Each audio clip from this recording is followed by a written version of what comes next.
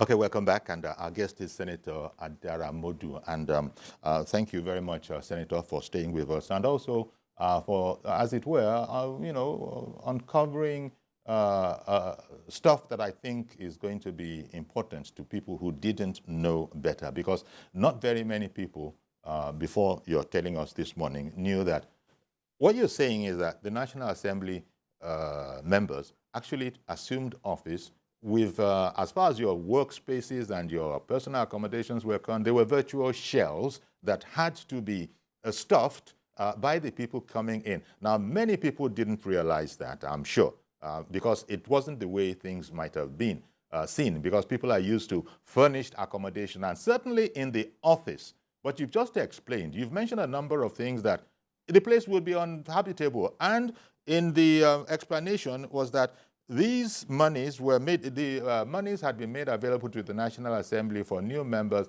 to be able to do their work well. But I just wanted to be very clear about this. As you are explaining, you are saying that it is bunkum that Assembly members received 100 million naira each for whatever purpose. It was said, Comrade Comrade Christopher, what's the Senator Christopher Onyeka, the NLC National Assistant General Secretary, in his interview with the Punch newspaper, had alleged that 100 million naira was being received by each senator. And you have debunked that, as has your colleague in the House of Representatives. Now, the explanations you are making, in case anybody joined us midstream, is not that this is how or this is what the money is for. You are saying that 100 million naira never came up at all and has not been received by anybody. But because you are being so copious in explaining it to us, I didn't want somebody to get the wrong impression. But I still am saying, sir, that you probably will understand, because you yourself, you've been in the trenches, so to speak, for democracy, and you realize the pains of the ordinary Nigerians.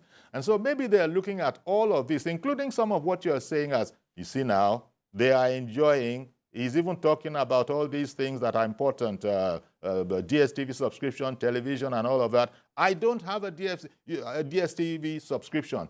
Luckily, I don't need to tell you anything about the ordinary Nigerian, because you well know this. It's not today that you've been in the trenches for democracy, so to speak. Can you appreciate where people are coming from, Senator? Yes, thank you very much. I appreciate it. And I know, and those people that are purveyors of this false food, they want to capitalize on what is happening just to paint the National Assembly in very, very dark, black, odious, opprobrious colors. That is just the thing. Because number one is that, like when I said, even DSTV, we subscribe by ourselves.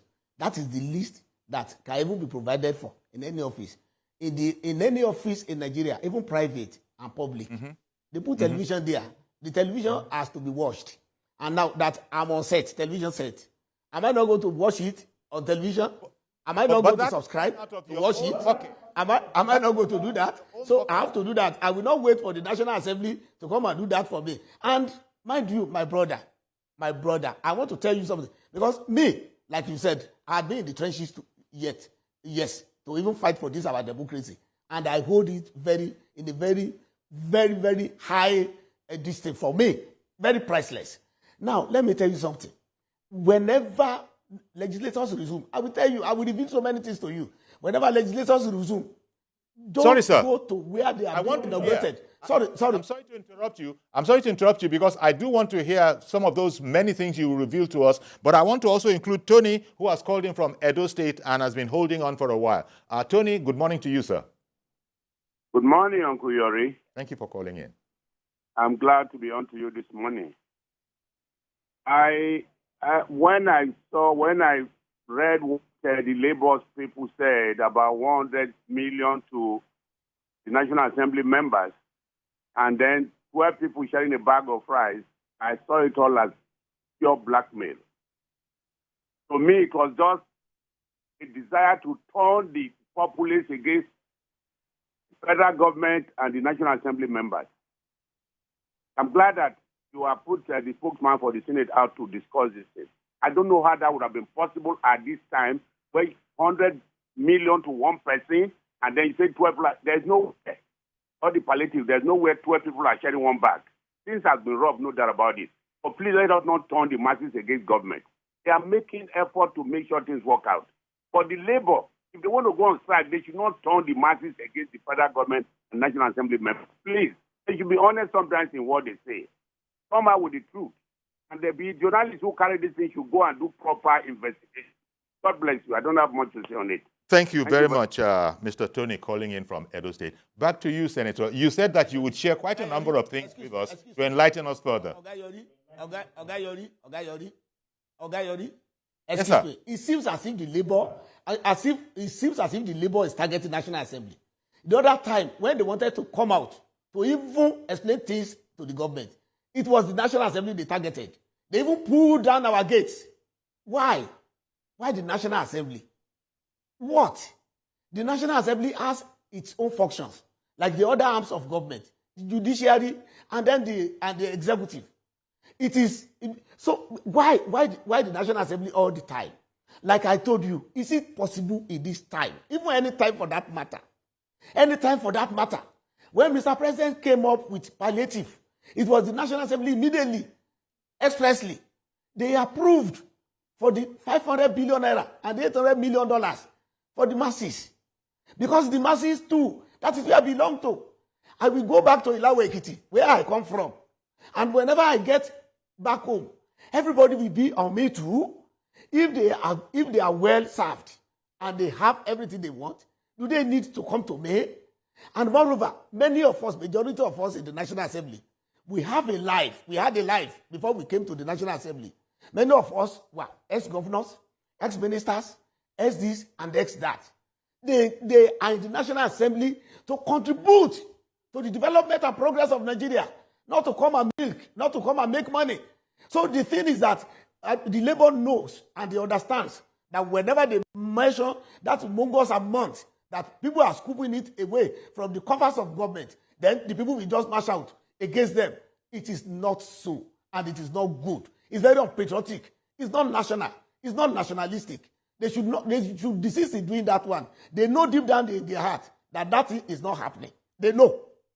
Even when we came out 2 months ago, 1 month ago, and we were talking about all issues, they still decided not to believe. Not to believe, not that they don't even believe, is that they just wanted to make a point, and then this government is all about 3 months.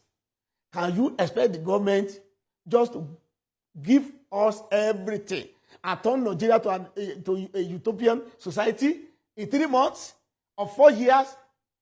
Do you expect the government to bring the El Dorado to take us to heaven in 3 months or 4 years? No. And the government has been doing her own. The palliative has been there. Each state has been giving some part of it. And many states have started doing what they are supposed to do.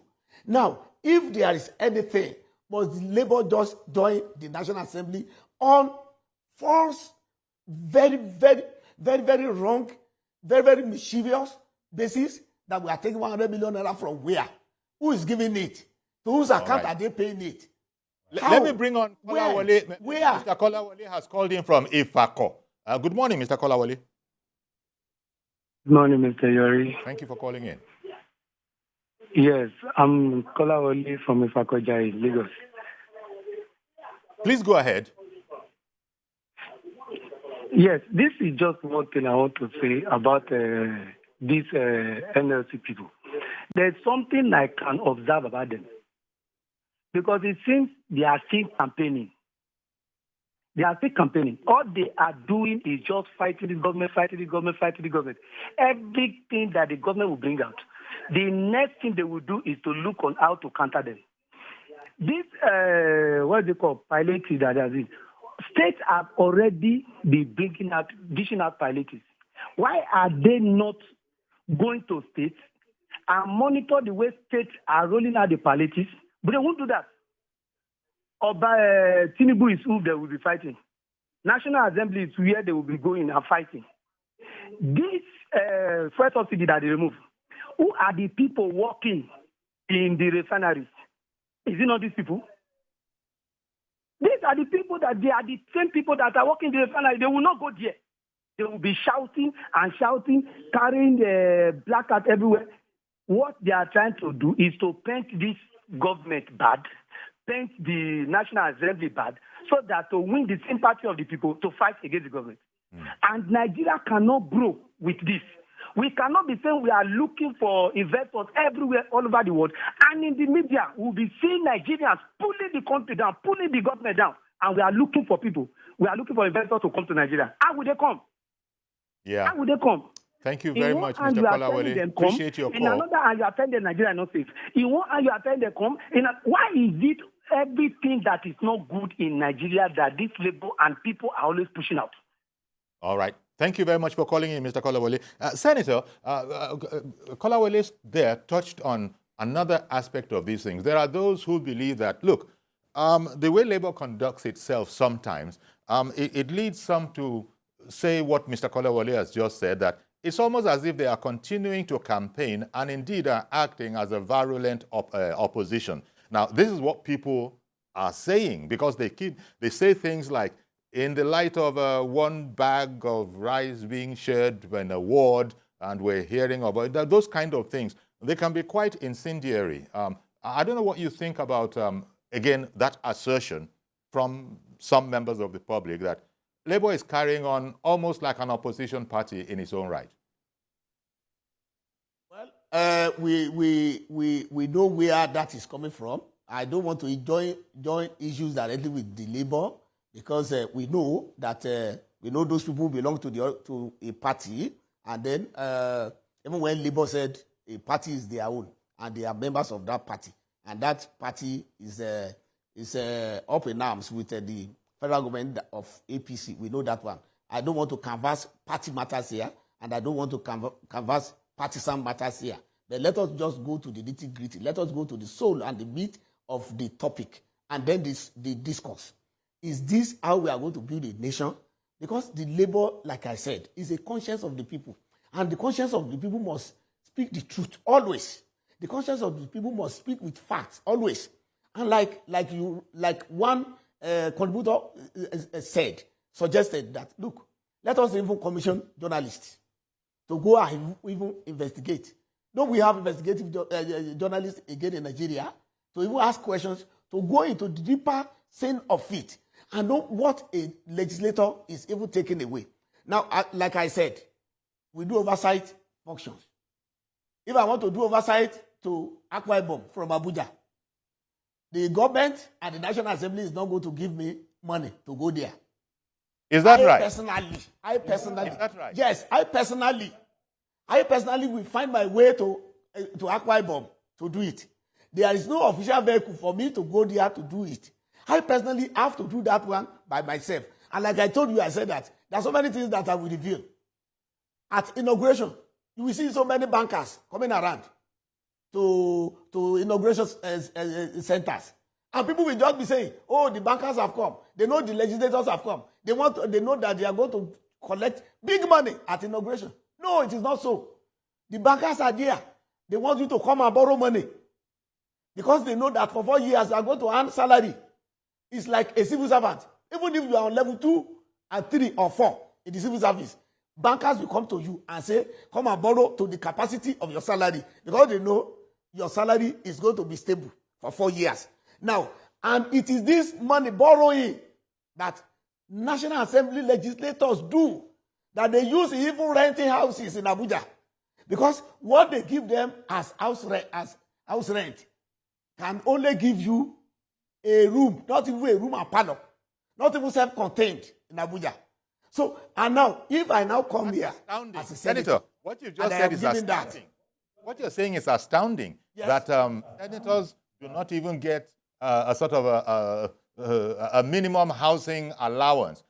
People felt differently, you know, on all of this matter. But YS in Amuwadofin has called in the meanwhile. Let me not keep him on the line indefinitely. Good morning, YS. Uncle Yori, can you hear me? Yes, we can hear you. Good morning, sir. Thank you. I'm greeting your guests over the air. But my question is this.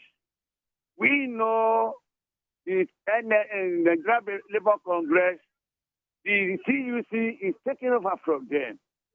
But the new minister called them for a meeting. The TUC attend the meeting. The NLC walk away. And before the minister, you are telling the whole nation, there's no minister, why are we going to talk with? But the minister now resume, call you for a meeting, you to attend the meeting, NFA to attend the meeting. That's a NLC, a political party. That first question to you, Mr. Ayori, and for your guests so far there, they say you took 100 million. Some of us know that it can't be possible. But can you tell the whole nation, please, for the palliative, how much is each legislator got? And if you don't get anything, let Nigeria know, please. Good morning to you, Kuyori. Good morning, sir. Thank you very much for calling in.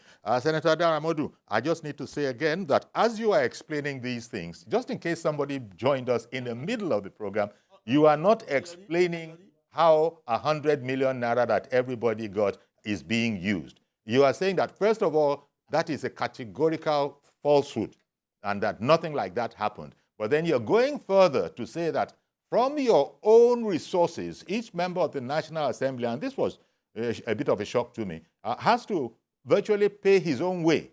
Everything he has to do in that place, he has to pay for it himself. So, please continue, sir.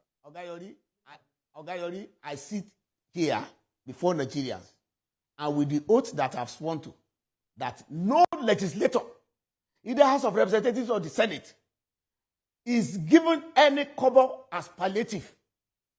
Anywhere. Palliative for what? We are even the ones that are giving palliative to our constituents. Palliative for what? Are they going to give me rice?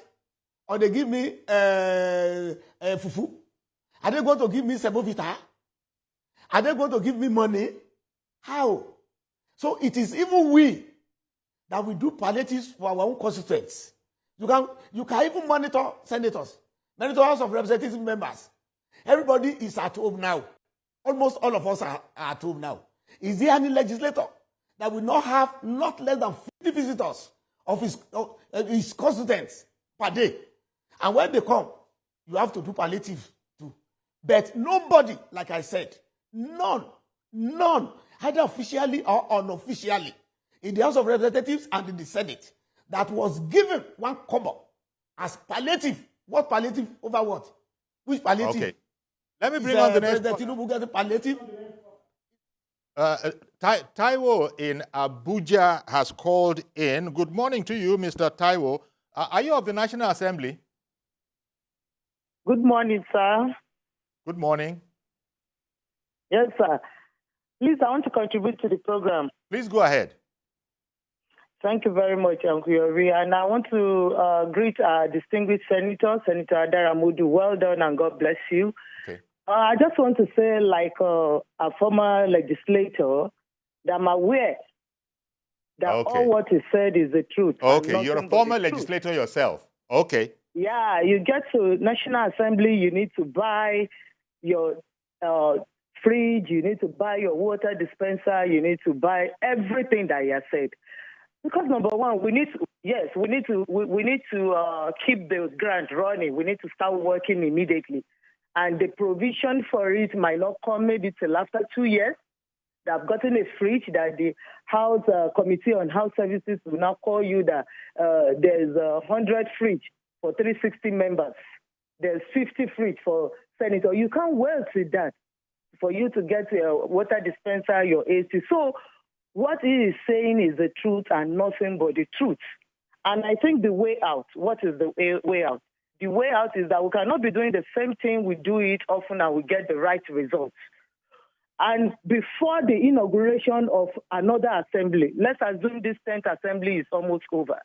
Before the inauguration of 11th assembly, I think a well-furnished office should be in place. Because all the reporters or everyone in National Assembly, they always see us when we bring in our freezer, our chairs, our tables, our rug. Uncle Yori, I bought rug in my office. I brought paint to paint my office when I came at the 9th Assembly. Just this concluded 9th Assembly. And that is the truth, nothing but the truth. So the way out, So the process, the hiccup that is always in the process of releasing funds for National Assembly, yes, should be removed before the inauguration of 11th Assembly. So I think NLC will be doing good in overseeing, because I believe the NLC chairman did not bring the table to his office.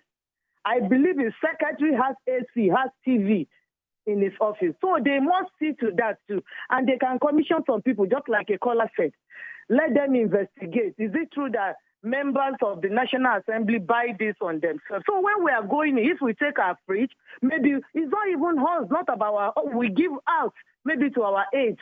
Many people that may not be returning, we give to all those casual workers to assist them, not that we take it to our homes.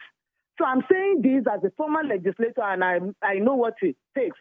About the 100 million, when I read it, I know it was a lie. Because before I got to National Assembly, I always think that, oh, they said Dana must go. And a lot of pressure from our constituency. The constituent will come, and these are part of the people. So the NLC should just reframe themselves and finding the truth, because we cannot continue this, our democracy, building our democracy on lies. Thank you, Uncle Yori. God bless you. Senator Adaramodu, well done. God bless you. Thank you very much, Honorable Taiwo, for calling in and adding that perspective as a former legislator yourself. Well, again, Senator Adaramodu, thank you for coming on the program this morning. And this explanation has nothing to do with 100 million naira. You are just saying that, first of all, having debunked that, additionally, distinguished senators, honorable members also have their own hardships and are actually paying out of their pockets in order to be able to function efficiently. Your last word, Senator Adimo, your final thoughts on this subject matter, on this program, Senator Adaramodu. Oh, thank you very much. And very grateful to Nigerians. I'm very grateful to TVC for giving us this opportunity to at least to let Nigerians have a peep into the life of an ordinary legislator in Nigeria. Because every call to duty is not about rapacious accusation of wealth. It's not about that. People should just don't think like that and think along the side of that Labour man who said that we are going to take 100 million naira each, which I still don't know why and what for. And then if it is not restricted, we can go constitutional, we can go legal against it and get our image back from them. All right. Because it is quite very, very absurd. That is about that one. And again, I want to appeal to our media men and women that please, the media is a gatekeeper. The media is an agenda setting. The media must look into facts of matters before even passing comments. At times, I was watching television in the morning yesterday, not TVC. Somebody just talking that, yes, people they are giving 8,000 naira when some people are sharing 100 billion naira. When there is no fact to sustain it. Well, I want to thank you very much, Senator Adaramodu. We've run out of time. So, I beg your pardon, Senator. I thank you very much for making yourself available for our program this morning. We've run out of time, but it's been quite enlightening, I dare say. Thank you once more. Senator Yemi Adaramodu represents Ekiti South Senatorial District. He's the chair of the Senate Committee on Media and Public Affairs, as well as the chair of the Senate Committee on Youth and Sports Development. Once more, thank you very much, Senator, for coming on our program this morning.